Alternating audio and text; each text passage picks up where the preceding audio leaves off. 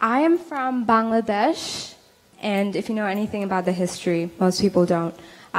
We were under Pakistan, so we were the same country. We were East, they were West, Pakistan, back before independence of 1971, so we had a war then.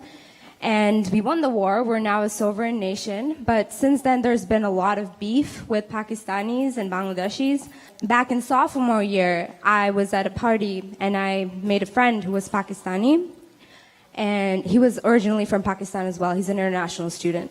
So we were talking about this war, and I was just saying how, it's frustrating because I'm with a family who's always has all these negative messages about Pakistanis, even though we don't interact with them on a daily basis because there aren't many Pakistanis in Bangladesh. So coming here, I was like talking about that with him, and he just said he's sorry, He apologized for his entire nation for something he's not personally responsible for.